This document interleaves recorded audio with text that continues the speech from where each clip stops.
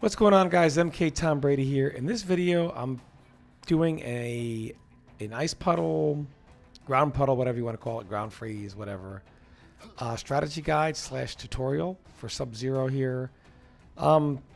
Just the obvious out of the way here. This obviously is a customized, it's a custom move. It's not in any tournament variation. You know, there's a lot of speculation of what they're going to do with the game in the future. Are they going to allow customs? Are they not? Are they going to put some of the custom moves in some of the tournament variations, etc., right? So there's a whole bunch of speculation, but we don't really have any kind of fact. We don't really know exactly what they're going to do. So I would not recommend grinding ice puddle setups. Instead, I will do that for you.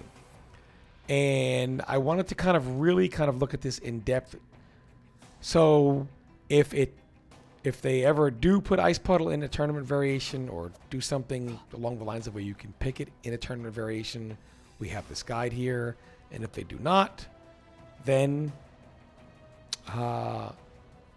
hey, you can use this for if you ever do customs, for fun, So anyway, this is only on the ground puddle here. It's a 2-slot move. Whatever I'm doing here, you can interchange with whatever the other special you use is. So I guess if they ever do allow this in tournament variation, whatever special they put in with this, hopefully creeping ice. But if not, I can go over, make a guide with how whatever that move will be works in conjunction with the ice puddle. But for today, it's all about the ice puddle. Okay, so ice puddle in general, it's just quick properties. It's unblockable, but it doesn't combo. So if I put him to guard, he's going to be able to guard, right? So hit him with it, he can guard. The only thing that does go to combos is the amplified version, but that's a low, so it's not unblockable. So you really can't use it like setup-wise. Now, at first glance, the ice puddle looks like, hey, this is really cool because anytime Sub-Zero hits you, he's going to ice puddle you, and of course you can't forward roll, back roll, up to, jump, delay, wake up, etc. So you think, man, we're going to be putting the setups on people, right? Unfortunately, here's the problem. So people think whatever kind of knockdown you're going to do, just, and then you ice puddle, and then they have to deal with overhead low, throw, auto shimmy, whatever you're going to do, right? Okay, sounds really, really good. Here's the problem. To escape the ice puddle setups doesn't require a breakaway. So you're not losing so much life to where you actually have to break away in these setups. Because the ice puddle is going to add 7% to the end of the combo. If you take away that 7%, a lot of the combos are 15%, 20%, 18%. So in reality, without the ice puddle, the combos don't do much damage. So there's really no reason to kind of break away here. So what does that mean? That means you actually have resource to escape the puddle multiple times. What do I mean by this? While one thing that you can use to escape this is up 3. Now here's the thing about the up 3. It only requires 1 bar of each resource as opposed to 2 of each. So you get 1 offensive, 1 defensive. So you always have multiple ways to get out of this on deck. And the bar comes back relatively fast. Just to kind of show you an example of this, let's just hypothetically say, knock somebody down. We only lost 18% there, not much. Let's just say this guy's a button masher, right? That's one escape. He's a button masher. He gets hit again. Okay, he still escaped. But this guy is a mega button masher. He just can't stop mashing. He gets hit again. Okay. And he escapes again. But let's say we're playing the biggest button masher on the face of the earth. And he escapes again. All right, this guy's he's such a button masher that he's the button masher of all button mashers. And he escapes again. And he has bar to escape again. it looks like he's always going to have bar to get out of this. And by the way, I comboed the guy 5 times already, and he wasn't dead. So if they're escaping, and no one's going to get hit rapid succession, because when you up 3, you guys pretty much recover at neutral just about. I think you're about 2 frames ahead of him, but you guys are about this far away from each other. And the reason why you do this is you want to be far enough away so that the up 3 doesn't actually hit you in the face. So you want to do something where you guys are going to be about this far apart. So obviously you don't want to be comboing somebody 6 times to win. That's no good.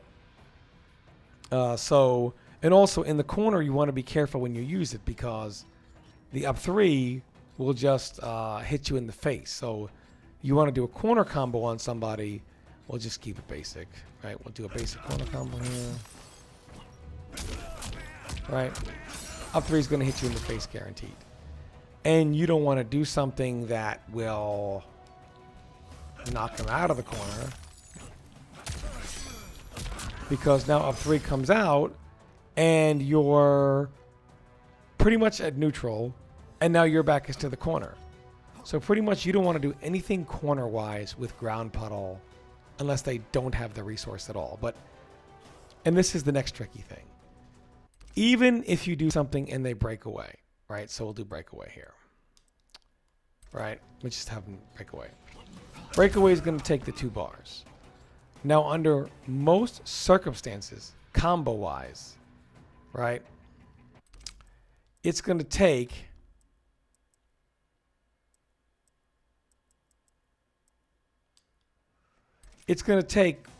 both bars to escape the next combo, right? So they did a breakaway, but now next time you hit them, they're not going to have both bars back, presumably, right?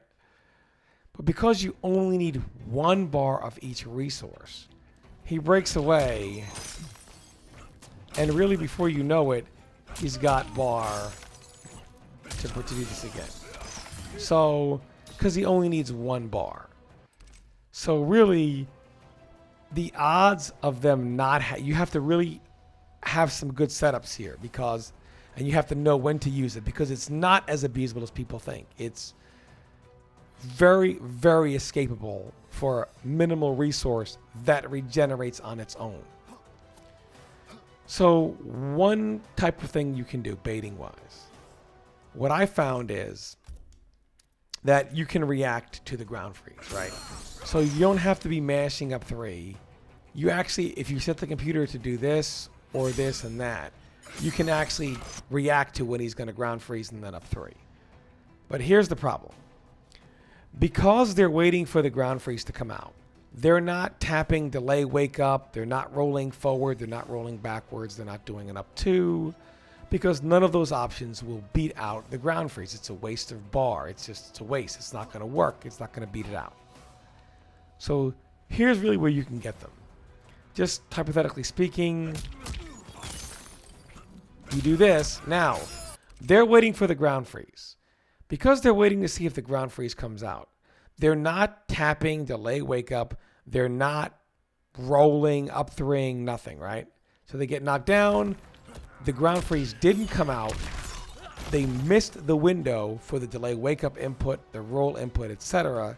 You come in unexpectedly. You can throw them, overhead them, low them, whatever, right? That's one thing you can do. Kind of bait them to not up 3, but instead they're actually getting straight up, which is the same thing as the ground puddle. They're getting straight up at disadvantage now, and they've lost their window to input any type of attacks off the ground. That's one thing. The next thing would be to maybe bait them into a breakaway. So, for example, a lot of people see stuff like this, and they tend to break away after the 1-2, because then it's like, oh, okay, he's going for damage. Well, what you could do is something like this. You do this, and then you do that. And they see the 1-2 and they think, oh, he's going for damage here. They go to break away. Another setup would be something like if you freeze them. Maybe you have crushing blow slide loaded. They know this. So they're in a position where they just can't take the damage. Now, this right here, if they break away out of this kick, right? and I go for a slide, they're going to get a full combo. If they break away out of the slide, they get nothing. If they break away out of the kick, slide comes out, it completely whiffs, they get up and they kill me for it. Now, normally, if you use something like this will not catch them. However, and I know the combo would normally be a jump kick first, but the point is you have them in a position where maybe they're not willing to or cannot take the damage. So put breakaway on, and now something that normally would not catch them, now it does because they broke away. And now they're stuck in the ground puddle, and it's the same for stuff like this, right? An example would be like, hit him with this,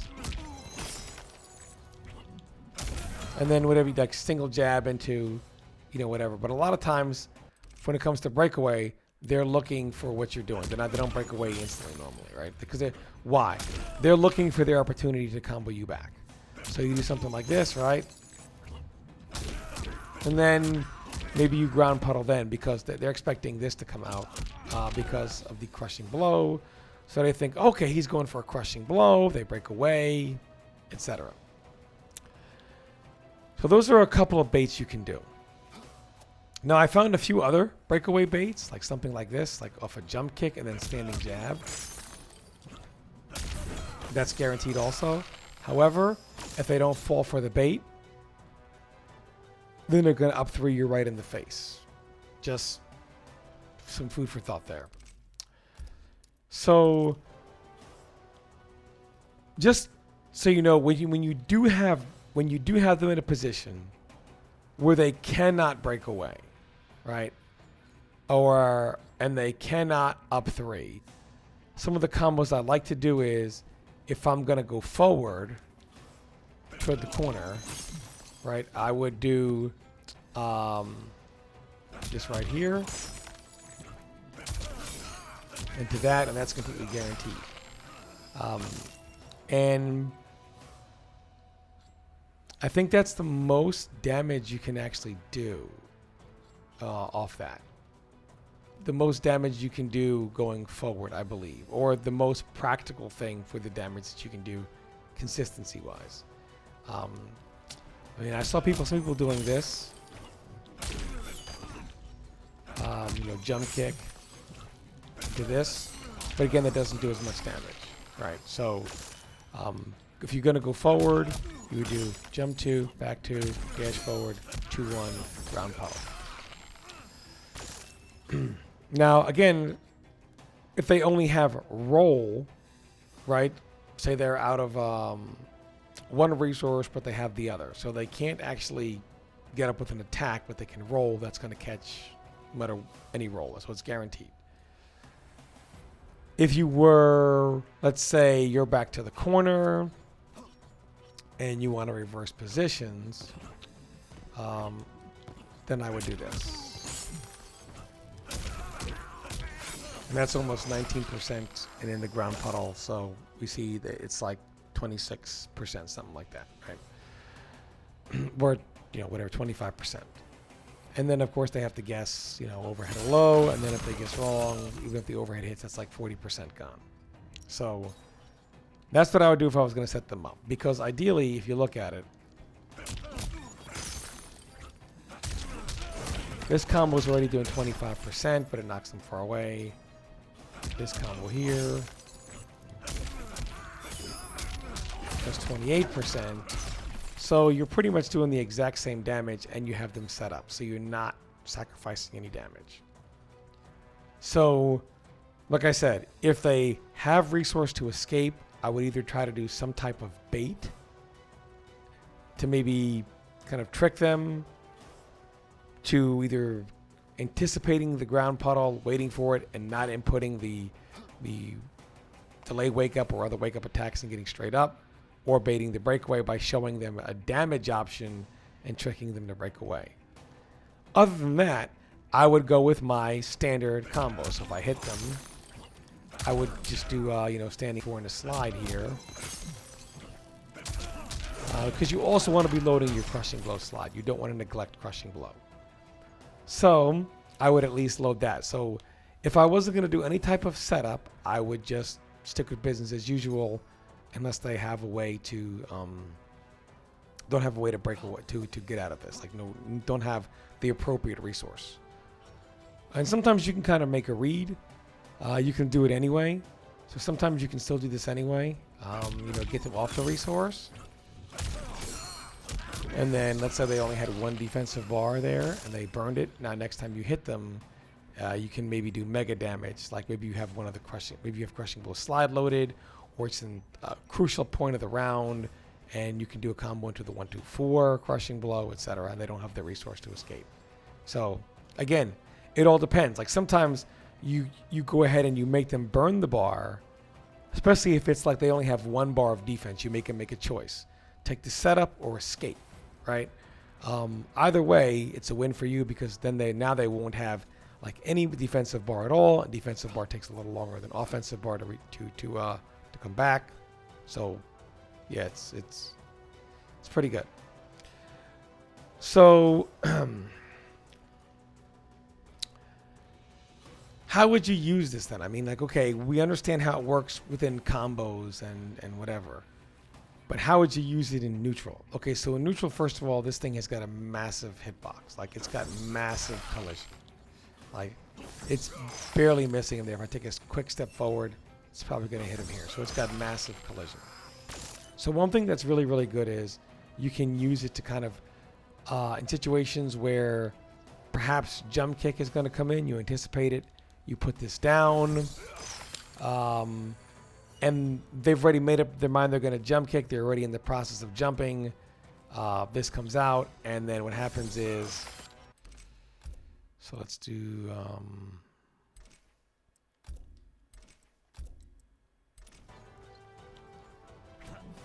I'll stand here. You got to get it out in time. So you make the read. Make the read on the jump in. There we go. And then he's stuck. Right, so it's all about making the read. You make the read. And then if you do this right and space it out right, he's going to be stuck. He's either going to land on it, or he's going to trade with you, and he's going to be stuck. So you want to space this out properly.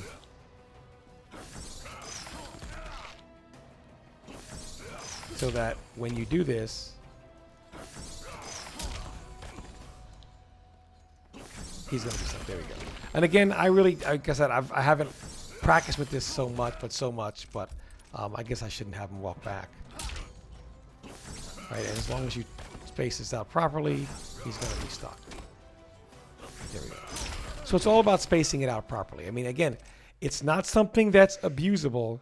It's situational. You've got to get the right spacing for the right situation. So, see, he jumps over it, but he's still caught. So, in general, you can use it preemptively. And we see, I literally did this right before he's going to leave the ground, right? So I'm going to do this right before he's going to leave the ground.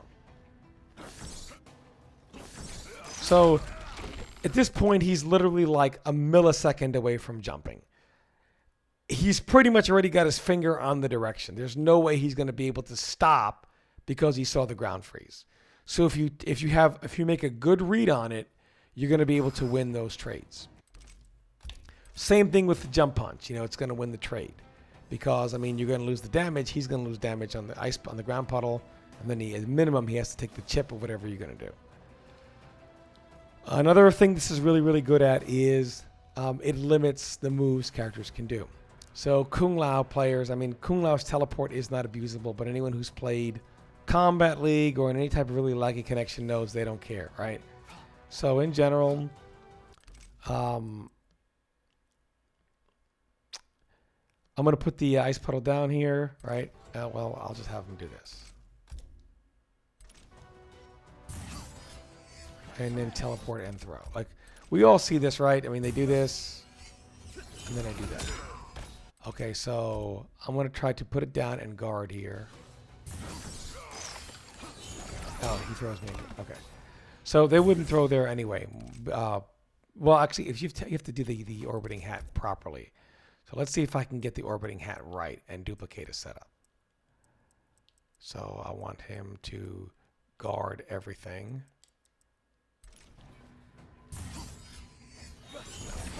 Let's see if we can get this right.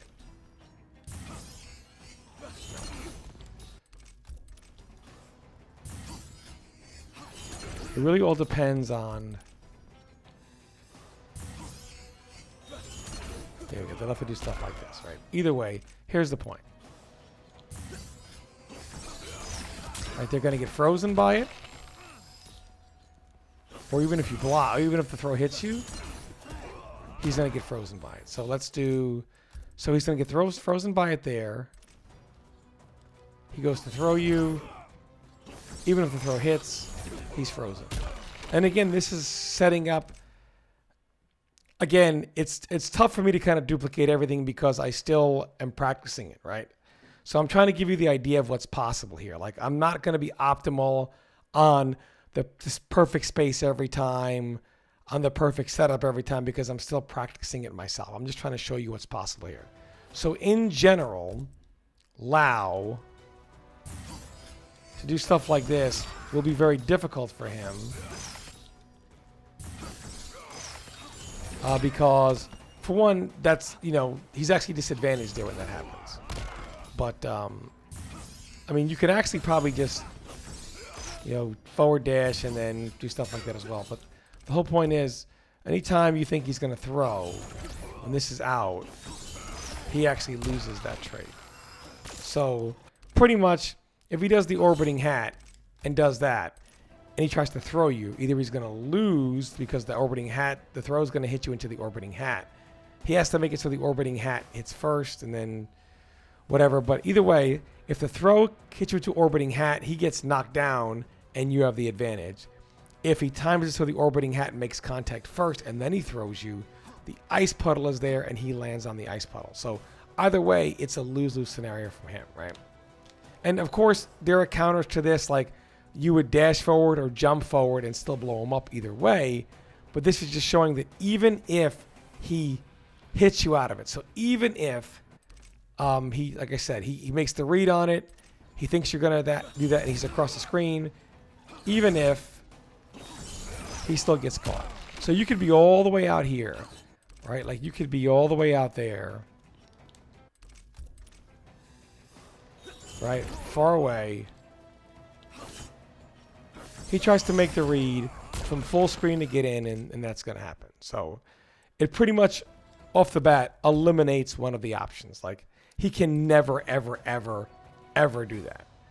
And a lot of times in a situation, they will try to do the throw just in case you might be blocking, etc. You know, and it'll throw you onto that. There's a lot of situations where whatever move they're doing will knock them onto it. I believe Noob Saibot is another one with his teleport. If you have the ground puddle here and like someone like Noob does a teleport, he's gonna land on it as well. So again, it's a good way to keep you protected. Another good situation is, you know, in the corner. Like, you know, obviously people love to jump in the corner, and probably a really good option here would be flawless block. A lot of times when you're cornered, you're kind of at a bad space because you're not going to be able, a jump kick like Laos, to back to him. Stand toing somebody out has a really good jump in a range like this is also very, very sketchy. So what you could do is you can anticipate the jump in, put something like this out there. Because of where you're standing, there's nowhere for them to land without being in the puddle, and then they get caught in it, you know. And it's just an option of, you know, instead of having, because right now the best option would be probably flawless blocking up to the jump kick. But say you don't have the resource or you don't want to spend the resource, it's a resource-friendly alternative. So besides that, really any other type of knockdown in which, like, sometimes you have somebody cornered and they don't have any resource, right? Say they get knocked down with a slide. They have no resource, and they try to wake up and jump or whatever, and you know, they get caught airborne or whatever it is. So let's have them do, or however they do it, right? You catch them airborne, right? They get knocked down. They try to get up and jump. You catch them airborne, something like this. It's just a really good, like, you know, same thing here in open space. You catch somebody airborne, and it's also really good, like, you know, off when like these type of jump kicks convert, right? When this style of jump kick converts, right? Or however you jump kick somebody, it's really, really good. You can go in for these situations, or even these, like, you know, whenever that awkward angle of jump kick hits. It's actually kind of difficult there we go. Nope. You can do something like this. It's really, really good in broken combos because some people break away right away, etc. So it's same thing. In situations like this, if they were to try to break away and you crush and blow them,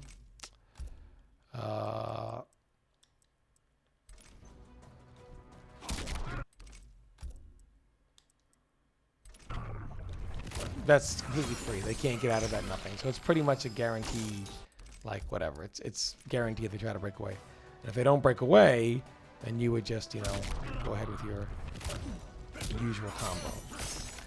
So either way, there's a ton of setups for this. There's a ton more that I'll probably lab. This is actually a lot more in-depth than I originally thought. And this is just pretty much scratching the surface. So I guess this is why I'll call it a tutorial as opposed to a strategy guide, because really, I think I've only really begun to scratch the surface of this and all the strategies that I could do it with. Again, also, this is very practical as well for like any situation where, like, accidental breakaway, right? They tend to lay on the ground a lot. Like a lot of times when they do an accidental breakaway, and let's put AI options. I don't want that. Let's do breakaway on, and let's do delay get up, whatever they're gonna do, right? They break away, whoops. And a lot of times they lay on the ground there, they're not gonna be able to get out of that. So it's really good. Like sometimes accidental breakaways happen. You have a use for it there. You always have to be ready for any time you think someone is gonna lay on the ground for an extended period of time. It's obviously really good to kind of force them up. So it's, again, there's a lot of strategy behind this. And like I said, I feel like I've just kind of scratched the tip of the iceberg here. I feel like I've just scratched the surface. There's a ton to lab here. I don't know how much deeper I'm going to go on this. Maybe I'll go a little bit deeper, but I'm not going to make another video until obviously we know if something like this is going to even be allowed in competitive play. If not, I'll just leave this video here for fun. And if it is going to be allowed in competitive play, then I will go a lot deeper on this. And obviously, if it's going to be allowed in competitive play, we'll have a much better understanding of, you know, is it going to be added to a tournament variation? Is it going to be a new tournament variation? What's the other special move to complement this going to be? You know, can you pick whichever one you want? Are they giving it to you, etc.? So anyway, this guide is just for fun, just so less work for you guys to do so you can stay more focused on the competitive aspect of the game. Like I said, if this ends up being something that we're going to use competitively, I will go more in depth and more in detail on it. But this is there's a lot of strategy to this. Originally, it just seemed like, oh, hit him, knock him down, ice puddle. But there's a lot of layers to this because of their options, when they can exercise those options, baiting those options, etc. So thanks for watching, guys. I hope this video helps, and I will check you guys out in the next video.